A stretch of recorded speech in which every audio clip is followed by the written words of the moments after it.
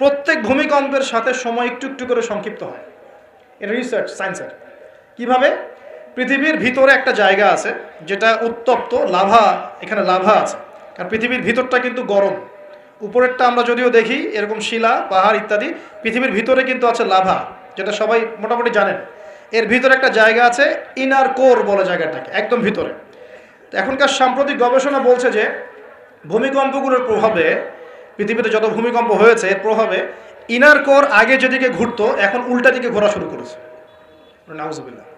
মনে রাখবেন, কিয়ামতের অন্যতম আলামত কিন্তু সূর্য পশ্চিম দিক থেকে উঠবে আর সময় সংক্ষিপ্ত হয়ে আসবে। নবীজি বলেছেন যে একটা বছর চলে যাবে একটা মাসের মতো, একটা মাস চলে যাবে একটা সপ্তাহের মতো, একটা সপ্তাহ যাবে একটা দিনের মতো, একটা দিন যাবে কেমন, নবী এটাও বলেছেন। নবীজি বলছেন একটা দিন যাবে একটা ঘন্টার মতো। মানে ঘন্টা মানে কি, যে ম্যাচের কাঠি জ্বালাতে যতক্ষণ সময় লাগে এতটুকু সময়ের মধ্যে মিনিট চলে যাবে।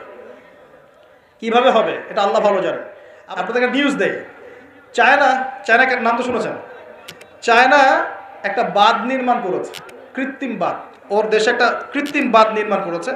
এটা এত শক্তিশালী বাঁধ, ওখানে এত রড, সিমেন্ট আর এই ম্যাটেরিয়ালস ইউজ করা হয়েছে, যেটা এই পাকিস্তান, তারপরে ইন্দোনেশিয়া, হ্যাঁ, বাংলাদেশ, এই যে দেশগুলো আছে, এই পুরো দেশটাকে, এই পুরো দেশের একটা বড় অংশকে এই কংক্রিটের নিচে ঢেকে ফেলা সম্ভব। এত বেশি কংক্রিট এখানে ইউজ করা হয়েছে, চায়না ইউজ করেছে, ওরা ইউজ করেছে। এবং বিশাল একটা পানির ফ্লো তারা সৃষ্টি করেছে, কৃত্রিম, এটা কিন্তু ম্যানমেড। তো আমি গতকাল রিসার্চ করতে গিয়ে দেখলাম যে তারা বলছে এই বাঁধটা নির্মাণ করার কারণে পৃথিবীর আহ্নিক গতির মধ্যে একটা পরিবর্তন চলে আসছে। মানুষের হাতের কামাই দেখেন। আর এখানে কিন্তু হাদিসে এটাও বলা হচ্ছে যে পৃথিবীর প্রথম দিনটা হবে এক বছরের সমান লম্বা। কে জানে, হয়তো বা এমন কিছু হবে মহাবিশ্বে যে পৃথিবীর আহ্নিক গতিটার মধ্যে কোনো পরিবর্তন হবে, ঘূর্ণনে কোনো পরিবর্তন দেখা দিবে, হয়তো বা, আল্লাহ ভালো জানে। তা আমি বিশ্বাস করি এটা হবে, কিন্তু আমি বলি না কারণে যে মানুষ বলবে যে আপনি এত স্পেসিফিকলি কেমন করে বলতে পারেন। তা আমার বিশ্বাস যেরকম কিছু একটা হবে, মহাবিশ্বে এমন কিছু একটা হবে যাতে এই পৃথিবীর গতির মধ্যে একটা পরিবর্তন আসবে। না হলে একদিন কেমন করে এক বছরের সমান হতে পারে? সাহাবীরা প্রশ্ন করলেন, ইয়া রাসূলুল্লাহ, আমরা তখন নামাজ কেমন করে পড়বো? নবীজি বললেন, অনুমান করে পড়ে নিবে, তোমরা এস্টিমেট করে অনুমান করে পড়ে নিবে যে কতটুকু সময় পর পর ওয়াক্ত হচ্ছে। তার মানে সাহাবীরা নামাজে তখনও সচেতন ছিলেন। তারপর দেখেন, ওয়াতাকারাবু জামান, নবীজি এটাও বলছেন দ্বিতীয় দিনটা হবে এক মাসের সমান, আর তৃতীয় দিনটা হবে এক সপ্তাহের সমান, বাকি দিনগুলো হবে তোমাদের দিনের মতোই। এটা হবে, বিশ্ববাসী দেখবে এগুলা। বিশ্বের সামনে ভয়ঙ্কর কিছু ঘটনা ঘটা এখনো বাকি আছে। বিশ্বটা এমন থাকবে না, এখন যা দেখছেন সব এমন থাকবে না। নবীজি বলছেন জ্ঞান উঠে যাবে যখন, এটা উঠে যাচ্ছে দিন দিন। মানুষকে এখন শেখানো হচ্ছে মানুষ বানর থেকে সৃষ্টি হয়েছে। এগুলো জ্ঞান। ইসলামের জাজল্যমান ইতিহাসগুলোকে মানুষ ভুলে যাচ্ছে, এগুলো জ্ঞান। শেখানো হচ্ছে মানুষকে যে পর্দা এগুলো কুসংস্কার, পর্দা কি কুসংস্কার, এগুলো জ্ঞান। জ্ঞান কাকে বলে? ওয়ুকবাদুল ইলম, মানে জ্ঞান উঠে যাচ্ছে, কবজ করে নেওয়া হচ্ছে। আর দেখেন আরেকটা হাদিসে আসছে, আল্লাহ পাক কিন্তু কোরআন হাদিসকে তুলে নেবেন না। একটা হাদিসে আসছে আল্লাহ পাক কোরআন হাদিসকে তুলে নেবেন না, কিন্তু আলেমদের মৃত্যু হবে বেশি বেশি। আলেমদের জান কবজ করার মধ্য দিয়ে আল্লাহ পাক জ্ঞান উঠিয়ে নেবেন। একটু দেখেন না কয়জন আলেম আছে মাঠে, দেখেন তো কয়জন আলেম তো অনেকেই আছে আলহামদুলিল্লাহ, কিন্তু বরেণ্য ওলামা যাদের কথা হাজার লক্ষ কোটি মানুষ শোনে, এমন আলেম কয়জন আছে দেখেন। আস্তে আস্তে প্রবীণ আলেমরা সব চলে যাচ্ছে। আর যে প্রজন্ম আমরা তৈরি করছি, এই প্রজন্মের কতজন এলম অর্জন করে ওই চ্যালেঞ্জ বুকে নিয়ে জাতিকে সংস্কারের জন্য নেমেছে দেখেন একটু। আমাদের দুনিয়া পেয়ে বসেছে। আমাদের চিন্তা হচ্ছে মসজিদ ইমামতি নিয়ে একটা তারাবি পড়াবো, ইমামতি করবো, একটা মাদ্রাসার মুহতামিম হবো, এতটুকুই আমার চিন্তা স্বপ্ন। কেন? স্বপ্ন থাকতে হবে যে আমি আমার জ্ঞান দিয়ে উম্মাকে পরিবর্তন করবো ইনশাআল্লাহ, এবং আল্লাহর জমিনে আল্লাহর দিন প্রতিষ্ঠা করে ছাড়বো ইনশাআল্লাহ। এরকম চ্যালেঞ্জ নেওয়ার মানসিকতা আছে কয়জনের, খেয়াল করে দেখেন। আর হিউজ এই যুব সমাজ যারা জেনারেল লাইনে পড়ছে, তাদের মধ্যে কয়জন আলেম হচ্ছে একটু চিন্তা করেন। আর যারা দুই একজন উঠে আসার সুযোগ পাচ্ছে, তাদেরকে আবার মানুষ বুক ভরে রিসিভ করছে না, তারা হেল্প পাচ্ছে না, সহযোগিতা পাচ্ছে না, বরং হিংসার শিকার হচ্ছে, বিদ্বেষের শিকার হচ্ছে, আগ্রহ হারিয়ে ফেলছে। তা আমি এখানে এসে কী করবো, আমাকে তো বুকে টেনে নেয় আর কেউ নেয়, এমন মনে হচ্ছে মানুষের কাছে। তো জ্ঞান উঠে যাবে, কিন্তু শুধু কোরআন সুন্নাহ আল্লাহ পাক তুলে নেবেন না, এমনটা আল্লাহ পাক বলেন নাই। আল্লাহ বলেছেন, তার নবীর মাধ্যমে জানিয়েছেন যে আলেমদের মৃত্যু হবে, সংখ্যা কমে যাবে, সংখ্যা বেড়েছে না কমেছে? সত্যি কথা হচ্ছে আলেমদের সংখ্যা, বরেণ্য আলেমদের সংখ্যা কমছে দিন দিন। আর মানুষ অনেক সময় জাহেলদেরকে আলেম বানিয়ে নিচ্ছে। অনেকে কোরআন তেলাওয়াত করতে পারছে না, সে এসে ওয়াজ করা শুরু করছে।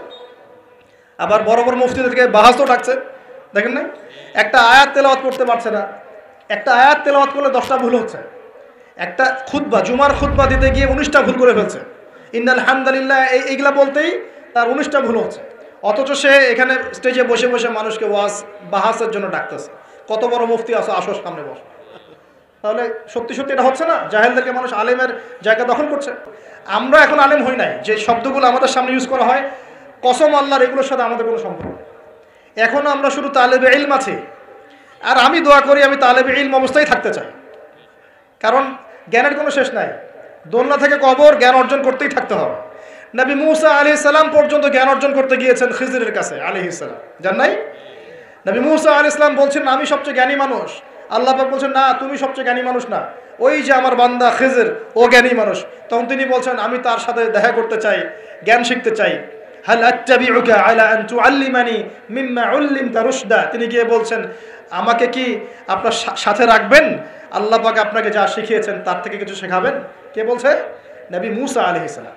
তো নবী মুসা আলাইহিস সালাম তালেবে ইলম হতে পারেন, আর আমরা কি ইয়া হয়ে গেছি নাকি? তো এই আন্তর্জাতিক খ্যাতি সম্পন্ন হাবি জাবি এগুলো বয়কট করেন, দরকার নাই এগুলো কোনো দরকার নাই। এমনি আমরা তালেবে ইলমই থাকতে চাই। আর আমরা শুধু দায়ী মাত্র, আপনাদেরকে হয়তো দাওয়াত দিতে পারবো, কিন্তু ফিকহের কঠিন মাসআলাগুলো, গভীরতা, এগুলো আমরা বলতে পারবো না, এগুলো মুফতি সাহেবরা বলতে পারবেন। তো বরেণ্য ওলামায়ে কেরামদের সংখ্যা কিন্তু কমছে। আমরা দোয়া করি আল্লাহ পাক সমস্ত মাজলুম ওলামায়ে কেরামকে মুক্তিদানের ব্যবস্থা করেন, এবং আল্লাহ পাক বাংলার জমিনে আলেমদেরকে দিয়ে ভরিয়ে দিন ইনশাআল্লাহ। আর জাহেলদেরকে আল্লাহ পাক আলেমের জায়গায় আনা থেকে আমাদেরকে হেফাজত করুন বলি। আর আমাদের সবাইকে এই ট্রল পাগল হলে চলবে না, ইস্যু পাগল হলে চলবে না, সমালোচনা সংস্কৃতি লালন করা যাবে। আপনি মানুষ তৈরি করেন, মানুষ তৈরি করা অনেক কঠিন, নামিয়ে দেওয়া সহজ। আমরা এই জায়গায় আসতে অনেক কষ্ট করতে হয়েছে, কিন্তু নামানো কিন্তু খুব সহজ। একটা ইস্যু দিয়ে নামাতে পারে না, একটা ইস্যু সৃষ্টি করে নামাতে পারে। এই জায়গায় আসতে কিন্তু অনেক কষ্ট করতে হয়। অতএব আল্লাহর দ্বীনের সাথে গাদ্দারি করলে আল্লাহ পাক ছাড়বেন না, কিন্তু এটা মাথায় রাখবেন। আল্লাহ পাক আমাদের সবাইকে বোঝার তৌফিক দান করুন। নবীজি বলছেন কখন এই ভূমিকম্পগুলো আসবে, সিরিজ ভূমিকম্পগুলো কখন আসবে? যখন জ্ঞান উঠে যাবে এবং জালজালা বাড়বে। ইয়াতাকারাবু জামান, জামানা কাছাকাছি চলে আসবে। আরও বলছেন নবীজি যে তোমাদের মাল সম্পদ বৃদ্ধি পাবে, ফায়াফিদু, এবং মাল সম্পদ উপচে পড়বে তোমাদের। দিন দিন দেখছেন না যে যার স্যান্ডেল কেনার টাকা ছিল না, সে এখন উঁচু উঁচু বিল্ডিং তৈরি করতেছে, দেখেন না? এটাই তো নবী সাল্লাল্লাহু আলাইহি ওয়াসাল্লাম হাদিস জিবরিলে কি বলেছেন? ওয়ান তারাল হুফাতাল উরাতাল আলাতা রিয়া আশ-শাইয়া তাতাওয়ালুনা ফিল বুনিয়ান। নবীজি বলছেন কিয়ামতের অন্যতম নিদর্শন হচ্ছে সমাজের নগ্ন পদের খালি গায়ের রাখাল শ্রেণীর মানুষ উঁচু উঁচু বিল্ডিং নির্মাণের প্রতিযোগিতা করবে। এমনটা হচ্ছে না? সম্পদ বাড়ছে মানুষের, এটাও একটা কিয়ামতের সাইন। নবীজি আরও বলছেন ওয়াজাহরাতিল কায়নাত ওয়াল মুগান্নিয়াত, এবং বেশি বেশি বাদ্যযন্ত্র এবং নায়িকা নর্তকী এগুলোর সংখ্যা বাড়তে থাকে। বাড়ছে না এগুলো বাড়ছে। এই সময় নবী সাল্লাল্লাহু আলাইহি ওয়াসাল্লাম বলছেন যে এই জালজালাগুলো আসতে থাকবে। এটা একটা হাদিস। একটাতে আসছে যে নবী সাল্লাল্লাহু আলাইহি ওয়াসাল্লাম বলছেন লা ইয়াশরাবান্না নাস মিন হাযিহিল উম্মাহ আল খামর। আমার উম্মতের মধ্যে কিছু মানুষ মাদকদ্রব্য পান করবে, সবাই না, কিছু মানুষ মাদকদ্রব্য পান করবে। ওয়া ইউসাম্মুনাহা বিগাইরি ইসমিহা, এবং সেই মাদকের নাম তারা পরিবর্তন করে খাবে। খাচ্ছে না মানুষ এখন? মাদককে মদ বলছে না। এই যে তোমরা টাইগার খাও কেন, স্পিড খাও কেন, এগুলোর মধ্যে অ্যালকোহল নাই? দিব্যি বাচ্চাদেরকে এগুলো খাওয়াচ্ছে অনেকে, দেখা যায়। আপনারা কি পাগল হয়ে গেছেন নাকি? এগুলোর মধ্যে এমন ক্ষতিকর উপাদান আছে যেগুলো দিয়ে মানুষের কিডনি ড্যামেজ হয়ে যায়। দিব্যি রোজার মাসে রমজান রোজা খুলেই একেবারে সিগারেট হাতে নিয়ে একদম এগুলো খাওয়া শুরু করত। এগুলোর মধ্যে মাদকদ্রব্য আছে। যে পানীয়র মধ্যে যার্রা পরিমাণ মাদকদ্রব্য থাকবে সেটাও মাদক, মনে রাখবেন। স্মোক করো, স্মোকটাকে অনেকে মাদক মনে করে না, তাই না? স্মোকিংটাকে অনেকে মাদক মনে করে না, মনে করে মাকরু মনে হয়। মাকরু মানে কি? মাকরু মানে কি ভালো? মাকরু মানে কি? মাকরু মানে কি? কোরআনে সূরা বানু ইসরাইল খুলে দেখেন, বড় বড় কিছু পাপের কথা মেনশন করে আল্লাহ পাক বলছেন এই পাপগুলো ছেড়ে দাও, এই পাপগুলো আল্লাহর কাছে মাকরু, এই পাপগুলো আল্লাহর কাছে অপছন্দের পাপ। এটা কি মাকরু মানে কি জায়েজ করে নেওয়া? সিগারেট খাওয়া বন্ধ করেন, ওয়াদা করেন আমার সাথে যে আজকে থেকে কোনোদিন সিগারেটে হাত দিবেন ইনশাআল্লাহ। কোনো প্রকার এইসব টাইগার মাইগার স্পিড খাবেন না, এসব এসব ভালো জিনিস না, ভালো কিছু খান না, ভালো কিছু খান। আর অনেকে দেখা যায় যে জর্দা খাওয়া শুরু করেছে, কেন? এটাও কি সুন্নত নাকি? কি দরকার আছে ভাই? এতটুকু খাইলে হয়তো নেশা হয় না বুঝলাম, এতগুলো জর্দা একবারে খান দেখি, খাওয়া যাবে? খামরের মূলনীতি কি? যার বেশি খেলে নেশা হয় তার অল্প খাওয়া হারাম। মনে করেন এখানে যতটুকু পানি আছে, এতটুকু এতটুকু খেলে, এতটুকু মাদক খেলে কারো নেশা হচ্ছে না, কিন্তু এতটুকু খেলে নেশা হচ্ছে। তার মানে কি এতটুকু খাওয়া জায়েজ, এতটুকু খাওয়া হারাম, নাকি পুরোটাই হারাম? এটা বোঝার জন্য কি মুফতি হওয়ার দরকার আছে? আপনি বুঝতে পারছেন? অতএব এই যাবতীয় মাদক দ্রব্য থেকে দূরে থাকতে হবে, না হলে ভূমিকম্প আসবে। কিন্তু ভূমিকম্প আসবে। আর মাদক দ্রব্য নিয়ন্ত্রণ অধিদপ্তর দিয়ে শুধু মাদক নিয়ন্ত্রণ করা যাবে না, মানুষের ঈমান আকীদার পরিবর্তন দরকার। মানুষের মধ্যে আল্লাহর ভীতি জাগ্রত করতে হবে, তাহলে মানুষ অটোমেটিক মাদক ছেড়ে দেবে ইনশাআল্লাহ। আমরা কি যুবক ভাইদের কাছে ওয়াদা নিতে পারি ইনশাআল্লাহু তাআলা জীবনেও কোনোদিন মাদক খাবো না, জীবনে কোনোদিনও মাদকের ধার কাছে যাবো না ইনশাআল্লাহ। আল্লাহ পাক সাক্ষী থাকুন, আল্লাহ কবুল করুন, আমিন। প্রিয় ভাইয়েরা, এটা নবীজি বলছেন লা ইয়াশরাবান্নান নাস মিন হাযিহিল উম্মতি খামরুন, আমার উম্মতের কিছু মানুষ খামর মাদক পান করবে, ওয়া ইউসাম্মুনাহা বিগায়রি ইসমিহা, এর নাম রাখবে ভিন্ন, অন্য নামে ডাকবে, মাদক বলে ডাকবে না। আর কি করবে? ওয়া ইউযাফু আলা রুউসিহিম, তাদের মাথা, এটা বোঝেন একটু ভালো করে, ওয়া ইউযাফু আলা রুউসিহিম, তাদের মাথার কাছে থাকবে মাআজিফ। ইউযাফু আলা রুউসিহিমুল মাআজিফ, মাআজিফ মানে হচ্ছে বাদ্যযন্ত্র। মাআজিফ মানে কি? বাদ্যযন্ত্র। এখন বলেন তো, মাথার কাছে বাদ্যযন্ত্র থাকবে মানে কি? কি বুঝলেন? কে বলেছে? ইয়ারফোন, ব্লুটুথ, এই যে আপনি যে মাথায় কানে দিয়ে রাখছেন, মাথায় আছে না? দেখেন নবী সাল্লাল্লাহু আলাইহি ওয়াসাল্লাম কতদিন আগে, 1400 বছর আগে এই হাদিস বলে গেছেন যে ওই সময় আমার উম্মতের একটা অংশ এরকম করে হেডফোন দিয়ে মাথা দিয়ে গান শুনবে, কানের ভিতরে গান, মিউজিক চলবে, চলছে না? ওয়াল মুগান্নিয়াত, এবং তারা গায়িকা নায়িকা নর্তকী নাচাবে। নাচায় না মানুষ এখন?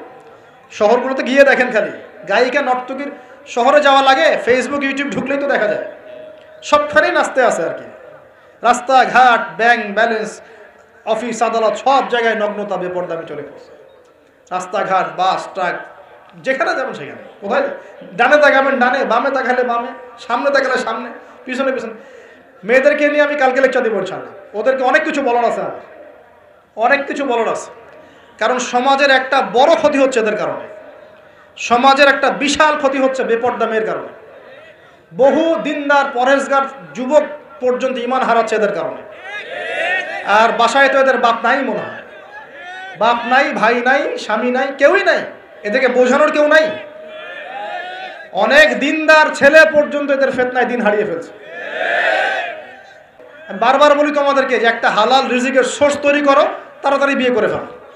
বিয়ে ছাড়া চাহিদা, লজ্জাস্থানের হেফাজত, এগুলো করার কোনো বিকল্প কোনো পথ নাই, বিকল্প কোনো পথ নাই। যে পথগুলো দেখা যায় এগুলো হতাশা আরও বাড়ায় দিবে, এগুলো আপনাকে আরও জানোয়ার বানায় ফেলবে ভিতর থেকে।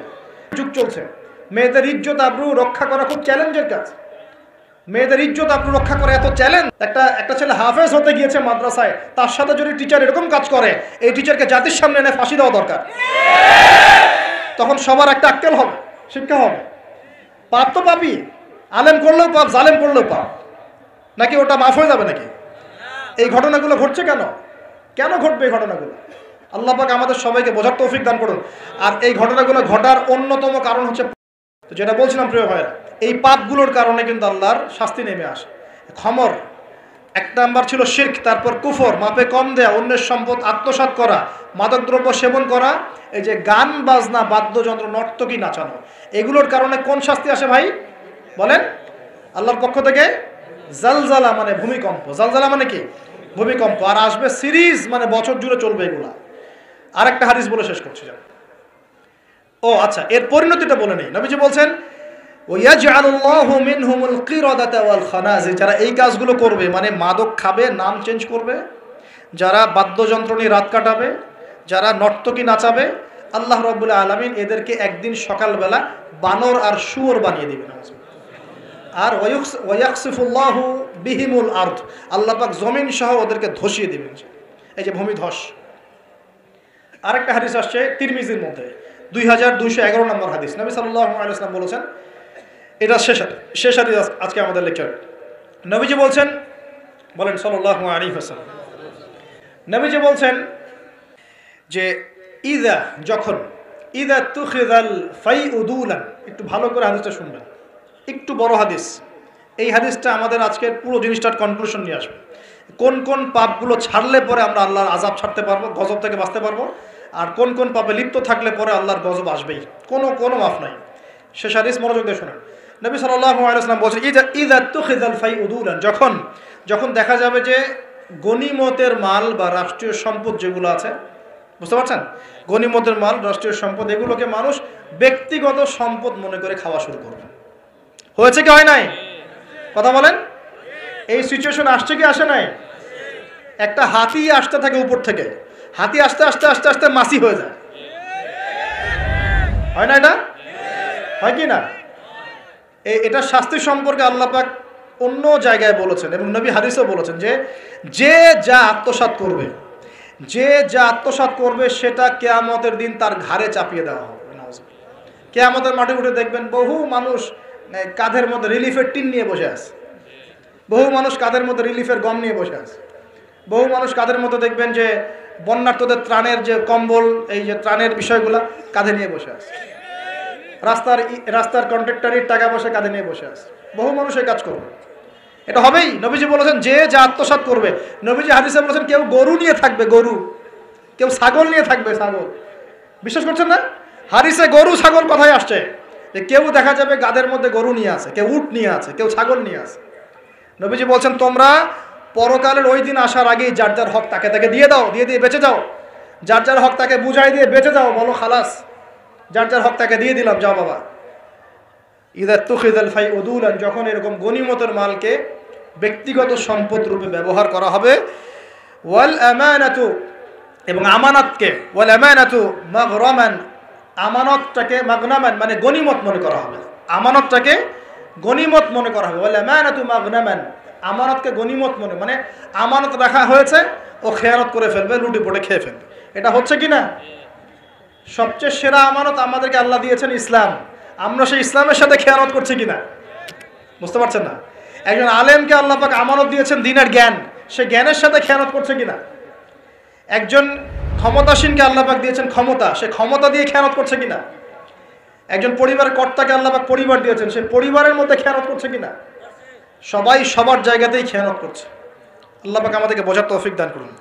3 নম্বর নবীজি বলছেন ওয়াজ যাকাতু মাগরামান, যখন যাকাতটাকে মানুষ বোঝা মনে করা শুরু করে। যাকাত দিতে চায় না মানুষ, যাকাত নাম শুনলেই দৌড় দেয় পিছন থেকে, যাকাত দিতে চায় না, নামাজ পড়ে যাকাত দিতে চায় না।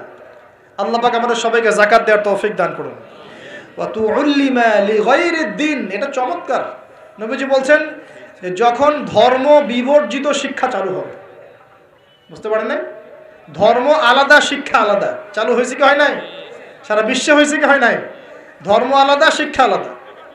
ধর্ম বিবর্জিত শিক্ষা যখন চালু হবে, এবং এবার শোনেন, নবীজি বলছেন ওয়া আতাআর রাজুলু ইমরাতাহ, একজন পরিবারের কর্তা তার স্ত্রীর আনুগত্য করবে। ফ্যামিলিস্ট রেভলিউশন মানে স্ত্রীর আনুগত্য করবে পুরুষ, স্ত্রীর আঁচল ধরে বসে থাকবে পুরুষ। শুধু তাই না, ওয়াক্কা উম্মাহ, এবং তার মায়ের সাথে খারাপ ব্যবহার করা শুরু করবে। মাকে প্রাধান্য না দিয়ে বউকে প্রাধান্য দিবে এবং তার আঁচল ধরে বসে থাকবে।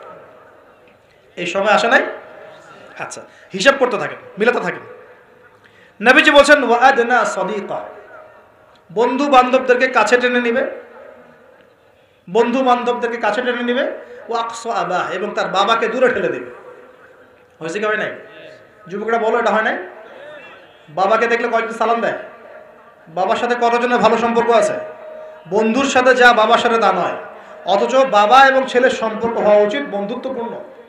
তোমার সবচেয়ে সেরা বন্ধু হবে তোমার বাবা, তোমার সবচেয়ে সেরা বান্ধবী হবে তোমার মা এবং তোমার বোন। মায়ের সাথে ছেলের সম্পর্ক দূরত্ব, বাবার সাথে ছেলের সম্পর্ক দূরত্ব, এগুলো হচ্ছে না?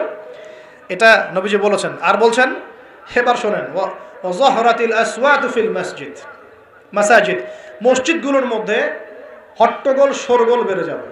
বাড়ে নাই? মসজিদ এখন হইহুল্লা হয় না? মসজিদের মধ্যে হকি স্টিক নিয়ে মারামারি হয়েছে, আমি নিজে দেখেছি। দুই দল কমিটি আধিপত্য বিস্তারকে নিয়ে একদম হকিস্টিক নিয়ে আসছে মসজিদে মারার জন্য। এরকমও হয়েছে। আরও অনেক জঘন্য ঘটনা ঘটে, আল্লাহ মাফ করুক। তারপর নবীজি বলছেন ওয়াসাদা কবিলুহু ফাসিকুহুম, একটা কবিলা বা একটা গোত্রের নেতৃত্ব দিবে একজন ফাসিক ব্যক্তি। এমন হচ্ছে কি হচ্ছে না? হচ্ছে। ওয়াসাদা কবিলুহু ফাসিকুহুম, তাদের মধ্যে যে ফাসিক সে দিবে নেতৃত্ব। নাউযুবিল্লাহ। নবীজি আরও বলছেন ওয়া কানা যাঈমুল কওমি আরযালাহুম, সমাজের সবচেয়ে নিম্ন শ্রেণীর মানুষ কওমের জিম্মাদার হয়ে যাবে।